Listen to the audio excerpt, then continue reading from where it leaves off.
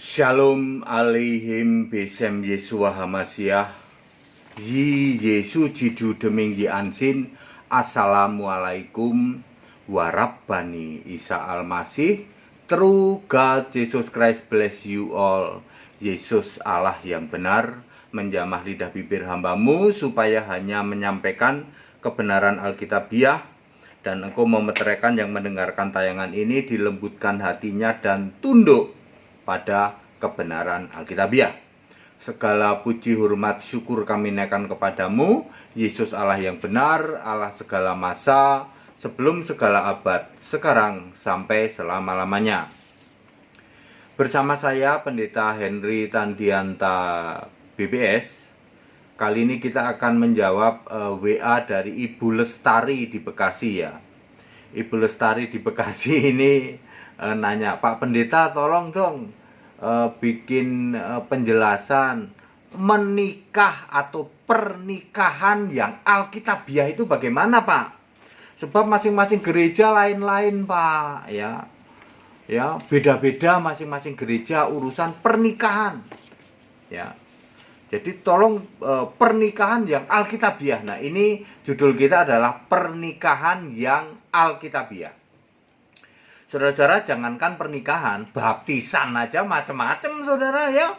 Ada yang nggak tahu, yang nggak pakai dasar itu baptis percik bayi itu nggak pakai dasar ayat Alkitab itu.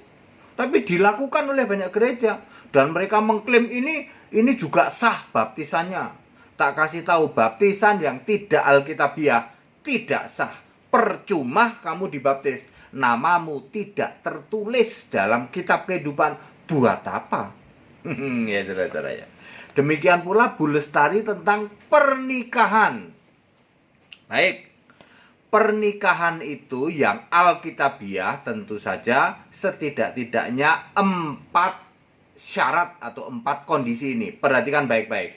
Ada 4 syarat atau 4 kondisi sebuah pernikahan yang benar dan Alkitabiah ya. Ya. 1. Pernikahan itu harus antara laki-laki dengan perempuan. Ya. Kejadian 2 ayat 24, laki-laki akan bersatu dengan istrinya dan menjadi satu daging ya. Jadi gereja atau kami Alkitab mensyaratkan pernikahan itu hanya boleh antara laki-laki dengan perempuan. Sebab di dalam Kejadian 1 ayat 27 juga Allah itu hanya menciptakan laki-laki dan perempuan. Gereja atau saya Pendeta Henry Tandianta tidak mau merestui pernikahan sejenis. Baik itu laki-laki sama laki-laki yang sering disebut homoseksual, maupun laki-laki dengan perempuan, perempuan dengan perempuan yang disebut apa itu? Lesbian. Jadi saya ulang, kami tidak mau menikahkan sesama jenis atau sejenis, laki dengan laki yang sering disebut homoseks, perempuan dengan perempuan yang sering disebut lesbian.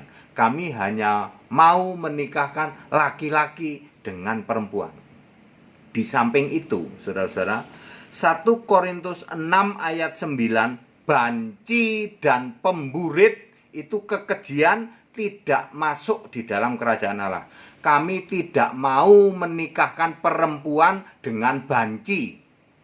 Sebab banci itu kekejian dan banci itu tidak dihitung nanti masuk surga ya. 1 Korintus 6 ayat 9, banci dan pemburit.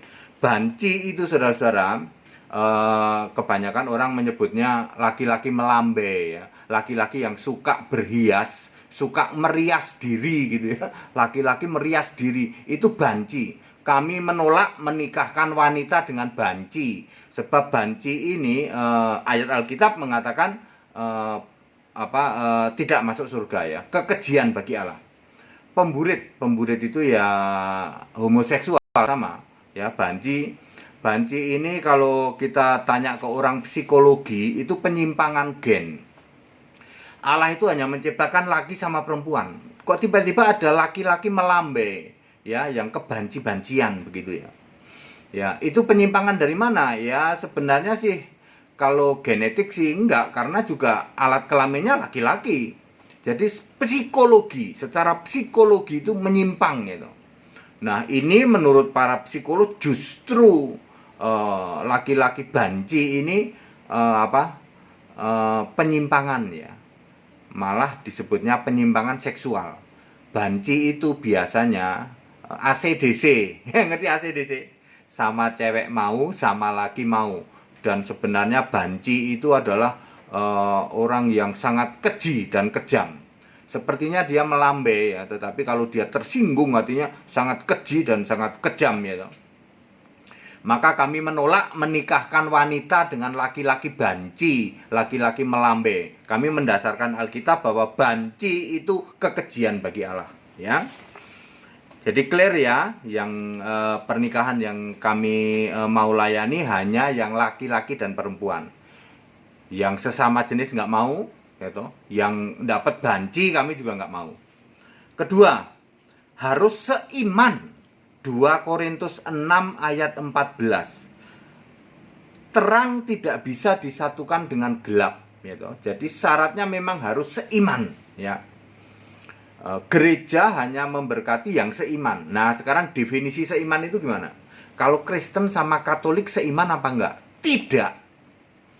Kalau Kristen Protestan dengan Kristen karismatik seiman apa tidak? Tidak. Kristen Allah Esa dengan misalnya Kristen karismatik seiman enggak? Tidak. Jadi yang disebut seiman adalah sama-sama penyembah Yesus Kristus.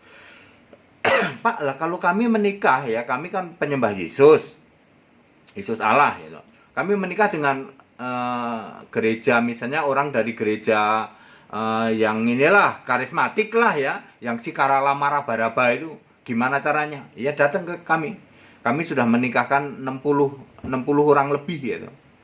Ya, nanti kita kasih tahu bagaimana menghadapi seperti itu ya. Tetapi prinsipnya harus dijadikan seiman. Pak, bagaimana kalau orang yang kami mau menikahkan ini beda keyakinan? Ya harus dijadikan seiman. Caranya bagaimana? Ya nanti ya, kita kasih tahu pada saat Anda mau datang ya, atau mau datang terus Pak, kita mau menikah begini loh, status kami begini, kondisi kami segini ya toh. Harus seiman. Itu prinsip yang kita harus pegang karena Alkitabiah mengatakan begitu. 2 Korintus 6 ayat 14. Jadi jangan mimpi ya, Pak, calonku beda keyakinan tuh dari agama sebelah. Gimana Pak? Kalau saya nikah dulu ke sana, murtad dulu, habis murtad aku balik lagi. Murtad ya murtad ya toh. Ya, murtad Anda murtad dan Anda Anda dicoret dari keimananmu kepada Yesus. Yesus nggak mau seperti itu ya. Udah ada datang ke kami ya toh. Kami nanti tahu caranya bagaimana yang tidak seiman ini dijadikan seiman. Baru nanti boleh melangsungkan pernikahan. Itu syarat kedua, harus seiman. Syarat ketiga, disatukan Allah. Matius 19 ayat 6. Disatukan Allah. Apa yang disatukan Allah tidak boleh diceraikan manusia. Jadi ingat ya, harus disatukan Allah, tidak boleh disatukan pendeta. Ya, kebanyakan disatukan pendeta terus mengucapkan janji nikah juga tidak alkitabiah. Janji nikah karangan pendeta. Aku mengasihi engkau istriku dalam susah, senang, sakit, sakit, sehat, kaya, miskin. Itu janji nikah karangan pendeta. Kami menikahkan harus dipersatukan Allah dan janji nikahnya yang alkitabiah, bukan janji nikah yang kayak gitu, karangan pendeta kayak gitu. Ya, saudara-saudara. Jadi yang ketiga, disatukan Allah. Pasti kalau disatukan Allah tidak boleh dan tidak bisa diceraikan manusia. Jadi yang menceraikan siapa? Yang menceraikan Allah. Artinya kematian yang akan memisahkan. Itu maksudnya. Yang keempat, harus memenuhi kaidah atau standar hukum perkawinan di Indonesia. Ya, di Indonesia tidak boleh poligami. Tidak ada yang mengatur perkawinan poligami ya. 1 Korintus 7 ayat 2 juga melarang poligami. Ya. Jadi Anda yang Anda yang mau poligami terus datang ke gereja, Pak kami tolong dinikahin, ini sudah seiman nih Pak, tapi ini poligami, kami tidak melayani poligami.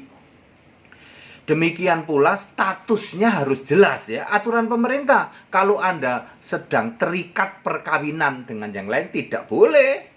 Tidak boleh. Tapi kok bisa Pak orang poligami? Itu menikah di bawah meja. Menikah di bawah tangan katanya ya.